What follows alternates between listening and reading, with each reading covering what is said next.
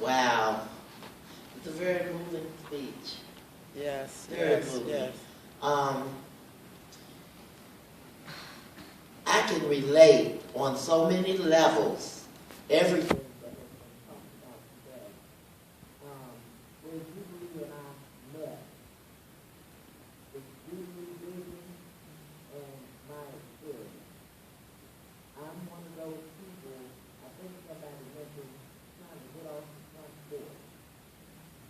For 20 years, I suffered from the disease of addiction. For 20 years, I was homeless. Addiction was my issue. And as Bill mentioned, he talked about the Bermuda Triangle. Okay, I didn't know, I didn't name it Bermuda Triangle. However, I always thought of it as a vicious cycle. The cycle of going to jail, coming home, and knowing that I should try to be a productive member of society, but not knowing how to do it. And I can recall coming home from jail many times in prison, and not knowing what to do. And I guess I was homeless in my mom's basement. Back then, they didn't have shelters because it just took me 20 years to cycle, and I have been clean for 27 years. So that's only due to the grace of God, and that should tell you how old I am. Anyway, they didn't have shelters, and I didn't know what to do. I would come home and I would sit on my mom's front porch.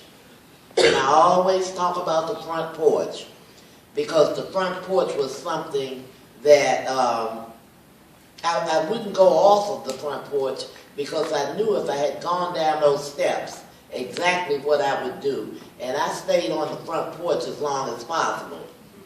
And then after a while, I'm moseying on down the steps and on down the street and on down to the drug district. And after a while, I needed the money for the drugs, so I would go out and commit a crime. And there was no limit to the crimes I would commit, and I would land back in prison. I had no idea how to change this pattern. So it continued for 20 years.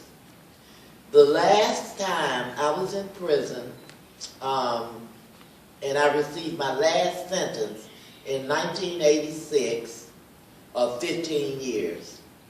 I could count on my hands, fingers, and toes, and knew that when I got out, I was going to be old. There's no way that I wanted to rot in jail. And the desire not to rot in jail led me to a treatment center, which led me to a 12-step program.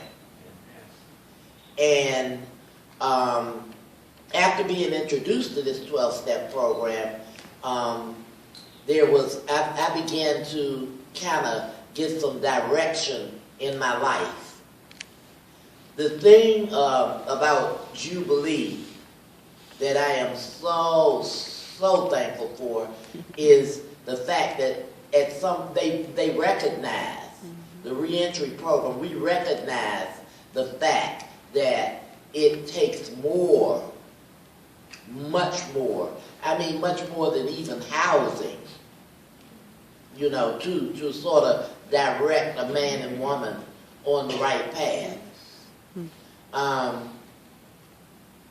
After getting clean and coming from a long line of dysfunction, that my addiction affected my kids, and their kids were affected by it as well.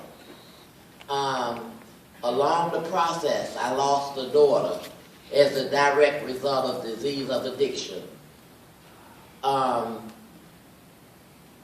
my kids were taken away from me, placed in foster homes. They experienced what it is to go through all of those issues of abandonment. That stuff was passed on to their children. And what I did, I devoted my life after getting to raising my grandkids. And I said, if anything, I want to be able to break that pattern. They were affected by it. Last June, my first great-grandchild was born. And I'm thankful to say that I didn't lose my grandson to the streets. I didn't lose my granddaughter to getting pregnant at a young age because they had so many issues. Today, they're gainfully employed. They'll be 30 years old next month. And I had my first great-grandchild, and that grandchild will not feel what all of us had to feel as a direct result of the dysfunction. And I'm saying all that to say that that is some of the stuff that we have to deal with in our Jubilee reentry program.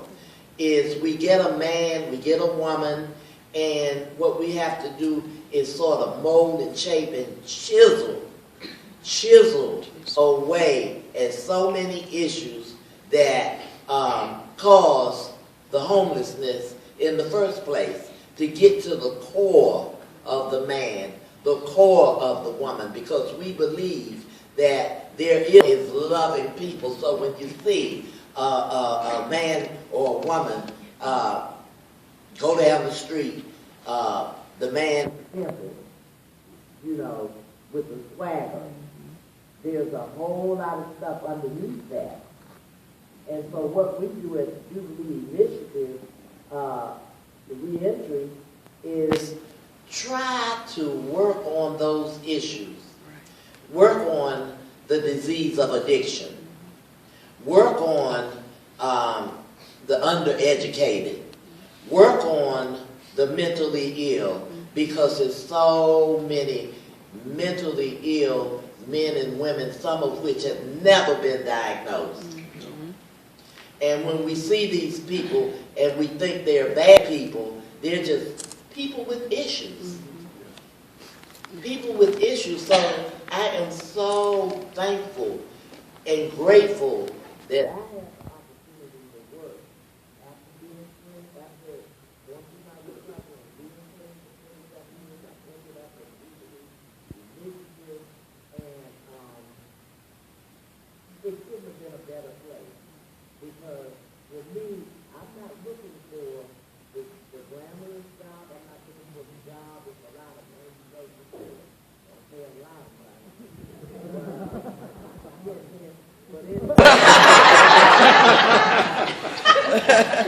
But anyway, this is the place for me. This is the place I'll be.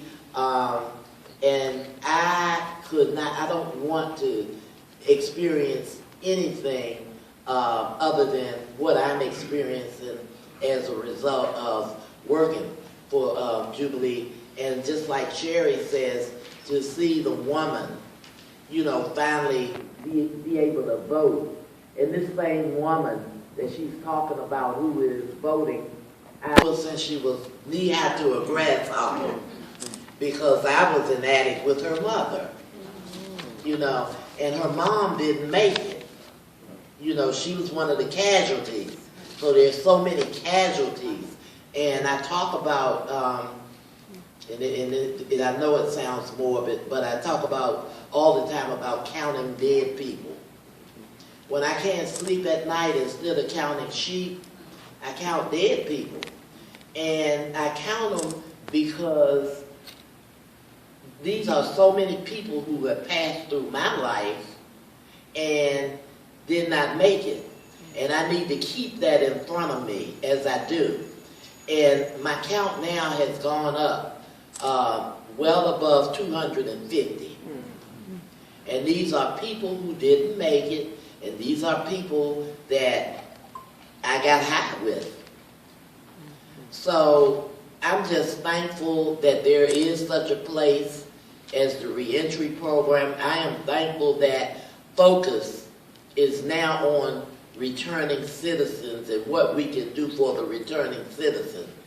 And whatever help that I can give, whatever I can support that I can put in the pot in order for this to thrive and we continue to be able to serve those men and women, I will. I put my experience, my strength, and my hope in the pot because I am a believer that it's possible that a man or woman returning from prison can one day walk with their head up high and be a thriving citizen of the community. I really believe that.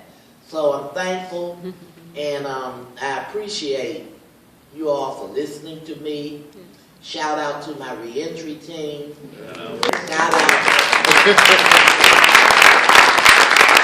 I love them. But anyway, thank you for listening to me.